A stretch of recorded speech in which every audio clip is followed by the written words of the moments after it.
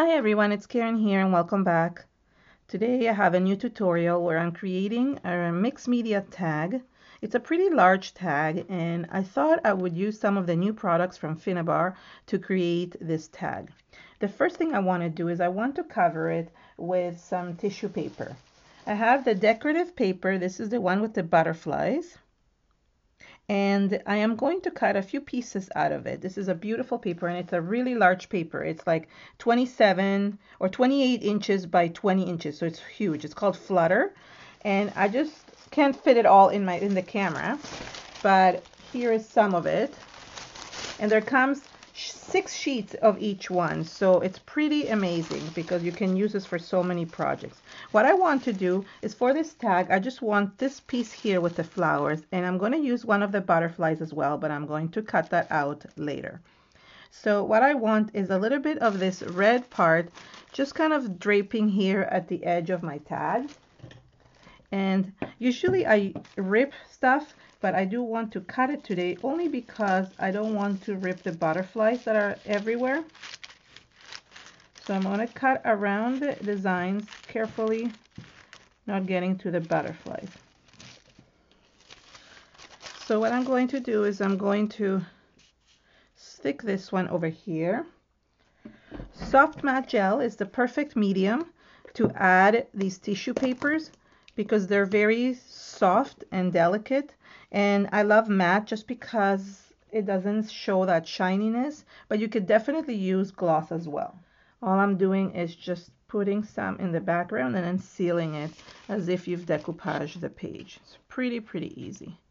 So I'm using my silicone brush to just apply this to the background. And one of the main things I want to show with this video today is just that you can create pretty simple projects with a few products, and it's just easy to do. And you can use these products on so many different surfaces and projects. So it doesn't have to be a tag. You could use this for art journaling. You could use this basically for anything.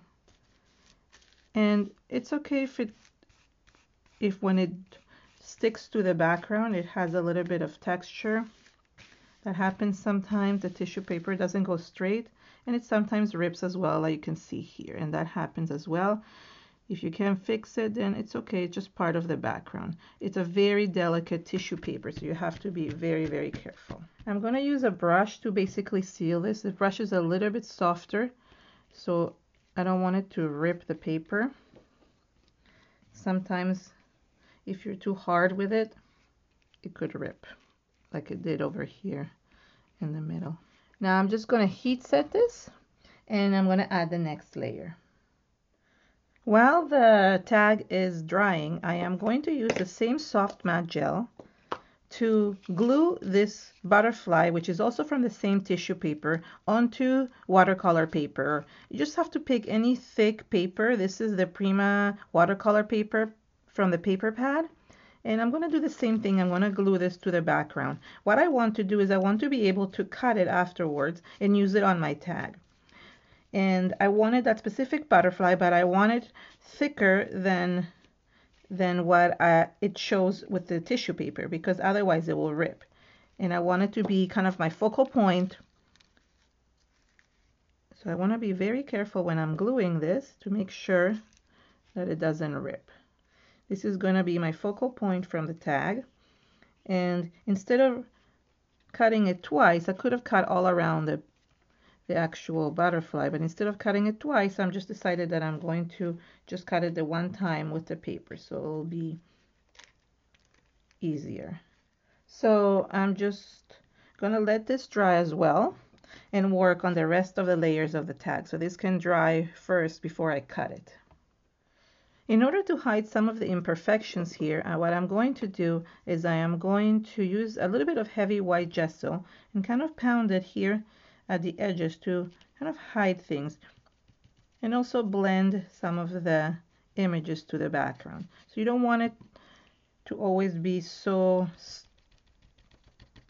strong, the images, so you could always use gesso to hide some of it and also add some texture. So right now it kind of hides a little bit the imperfections of my cut. I mean, you could cut better, but I didn't even bother because I knew I could use gesso. And you could also dilute the gesso with a little bit of water. So I'm just adding a little bit of water here. And you can do that also on the mat. And that kind of dilutes the gesso a little bit. So it doesn't look like it's so thick. So it's a good way of kind of blending things in and making sure that the background matches the rest. You could also add the gesso like on the side here, add a little bit of water and create a thinner consistency of it.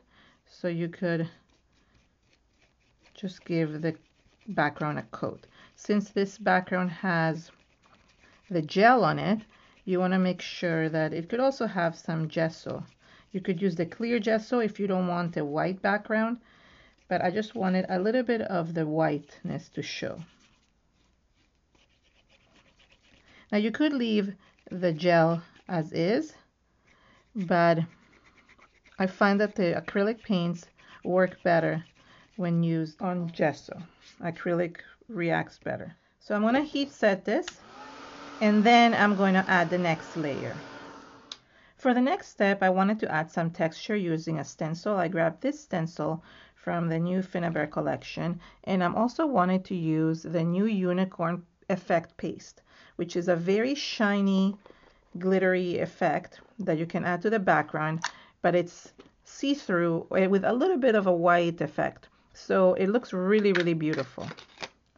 And you can see the shininess inside. There's like little flecks of shininess inside, like unicorn hairs.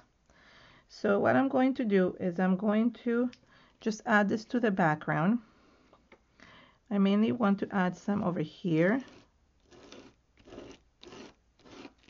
in the white area because I really like how it looks over white, and the paints tend to look really nice when you add them over white. So I'm going to add some of it here, kind of blending top and bottom, and then I'm going to move the stencil so you can see the pattern at the top, and I'm going to add some of the pattern at the bottom. You don't need to add the pattern everywhere. That's the nice thing about adding pattern, is that you don't need to do that everywhere. I'm going to add some here at the bottom. You can always move the stencil, or if you want, you can dry the stencil area first and then add the next layer.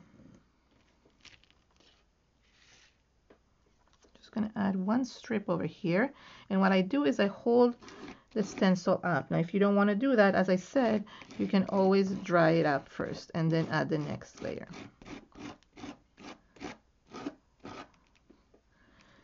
So there is my tag. Now this is a very gel-like consistency, and it's hard to see, but once it dries, it looks really, really shiny. And I'm going to clean up the stencil because you have to make sure you clean up the whole stencil before you work on the next step. In order to add color to my tag, I picked 3 of the new liquid acrylics by Finnabair. I used the True Yellow, the Tiger Orange, and the Carmine Red. And I'm going to use them on the background. And the beautiful thing about these is that you can use very little bit of it, and they're highly pigmented, so you can really add so little bit of them and they will add such beautiful color to the background. I'm going to start with the yellow, but I'm adding all 3 to my mat here so you can see how I'm going to use them. And I'm picking colors that are from the same family, so basically from the same warm colors. That way, when they mix together, they look really, really good. So let's start with the yellow. And what I'm going to do is I'm going to put it here at the edge.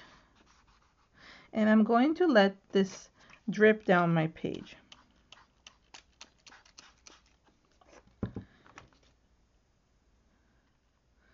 So I love this effect of letting things drip down. And if you drip too much, you can always use a wipe to soak up the water. And now I'm going to add some of the orange.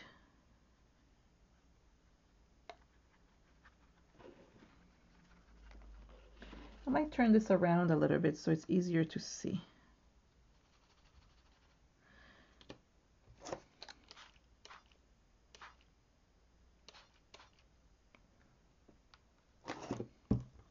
So you want to start with the lighter colors first and then move on to the darker ones.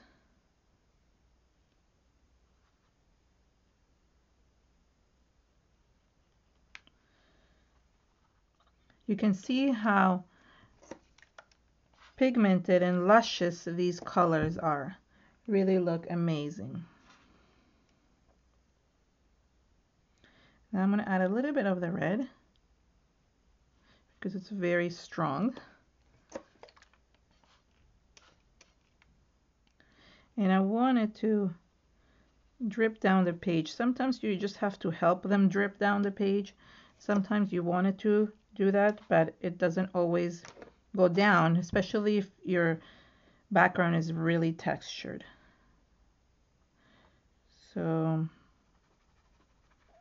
I'm adding it here, and then I just add a little bit of water to let it drip.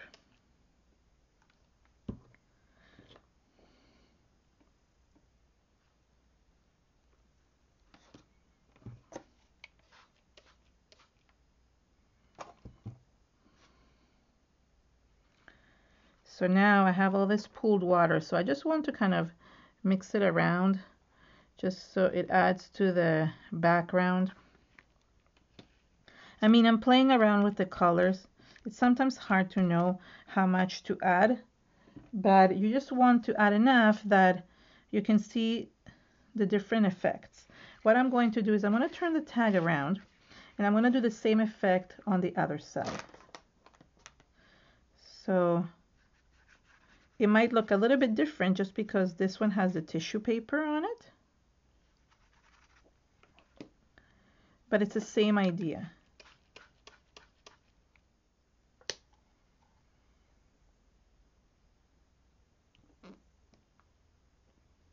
I'm adding a little bit more tiger orange. I want to move down the page a little bit more. I find that it's not covering enough.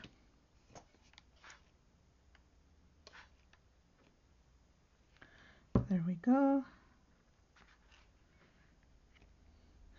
And what I think I'm going to do is I'm going to just use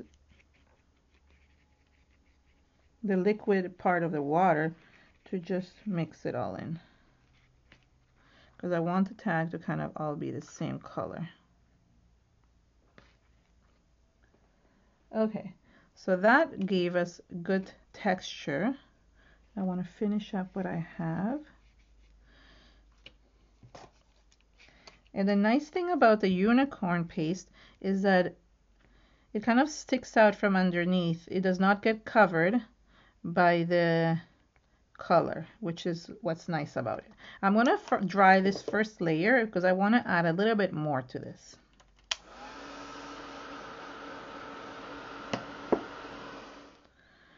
Okay, so I dried this up and I feel like it still needs a little bit more stuff.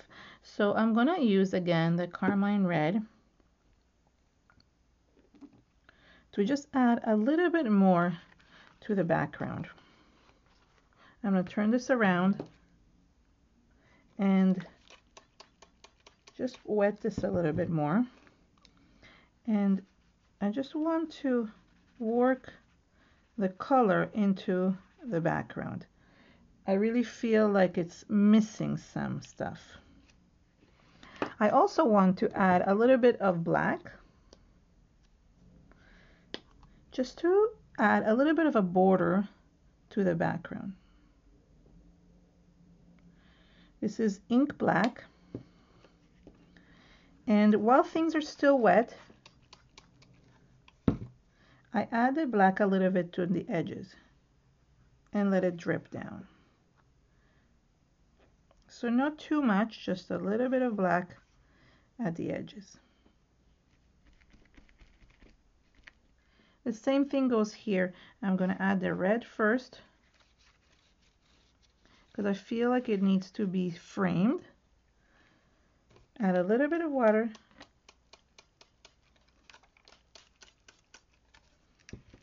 and then add the black.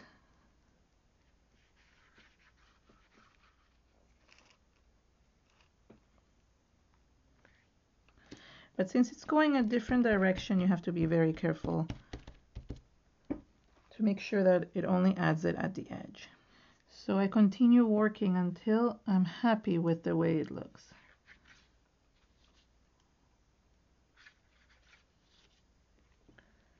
So there we go. So the black adds a little bit more shading to it.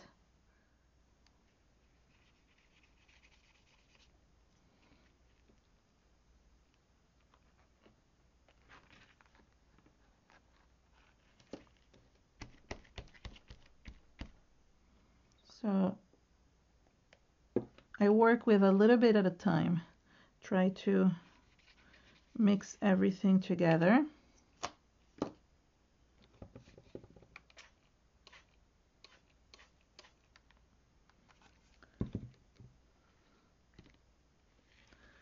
And then let's work on this other side.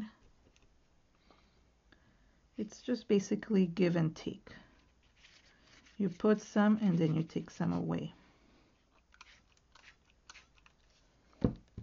Working with these acrylics is really fun because they're liquidy. So you can do so many things with them, as opposed to, for example, the impasto paints are very thick, right? So you can't drip them like this. So I'm going to let this dry as well. But what I want to do is, while this is drying on the side here for a second, I want to add a little bit of color to this butterfly. But I think I'm going to do it with the yellow, just because I find that it will be the strongest. I want it to stand out from the rest. So I'm going to wet the butterfly and just add a bit of yellow here. I might, you know what, I might even add some more color. Let's see. This is nice. If I add a little bit of the orange here in the middle, that will look nice as well. I like to create a little bit of shading.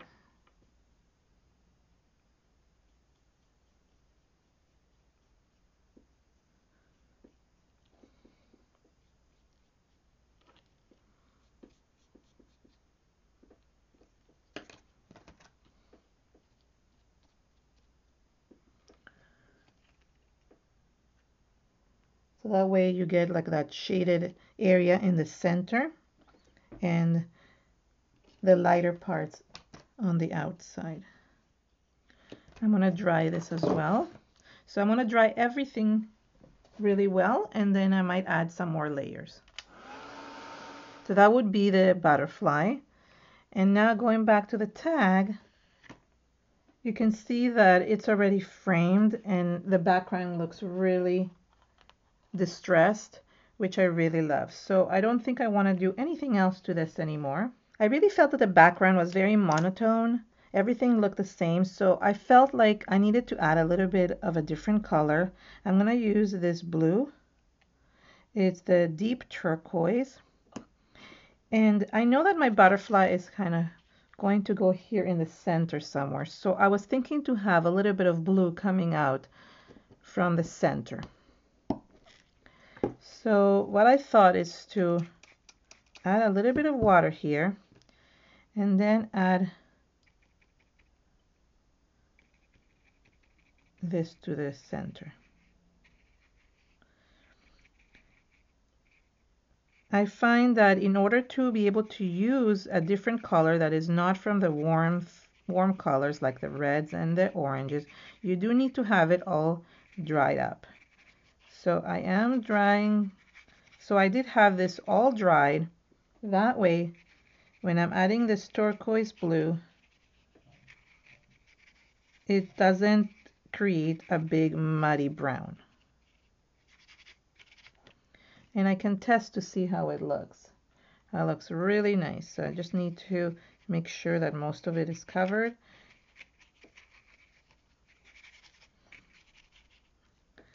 And I could even, oops, I don't know what that is. I could even just go back and forth to let it drip. So it really helps to kind of make this stand out a little bit because the butterfly was kind of getting lost in the background. Now I'm gonna just check this again. Yeah, that's perfect. And now I'm gonna let this dry. For added texture, I grabbed some thread to add to the movement going up and down the tag. And I'm going to glue this with a little bit of soft matte gel going down the bottom of the page, because I wanted to kind of stick out underneath the butterfly. The nice thing is that this will dry clear, so you will just see the thread itself. I'm going to add the butterfly here in the background as well, but I wanted to kind of stick out like this, so I'm only going to glue the center. And then I grab one of the new mechanicals from Finnabair. This is these ones. They're Scrapyard butterflies, and I thought it matched perfectly to put that in the middle. So I'm going to glue that one as well. Finally, I'm going to add some of these. These are vintage retro pebbles, art pebbles. I thought they would look really nice on here as well. I'm just going to put them here so I can pick them easier. And I want the butterfly to be on a side slant. So that's good. I usually like adding the bigger ones closer to the focal point and the smaller ones further away. So once I glued all the little pebbles, which I ended up adding both yellow ones and a little bit of the orange ones as well, I'm just going to grab a little bit of string and just glue it to the top of the tag.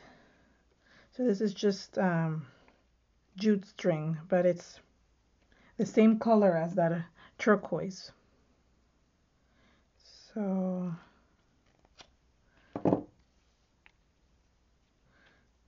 just because it has a hole, I figured it would be better if I just added it here. So there we go. There's my tag. And I'm going to let this dry so all the glue and the gel, all the gel disappears. So thank you so much for joining me today. I hope you enjoyed this tag tutorial. I tried to use as many new products as I could so I could really show you everything that is out there. If you like this video, please give it a thumbs up and share it with your friends on social media. For more inspiration, subscribe to my channel. Thank you so much and have an amazing day. Bye.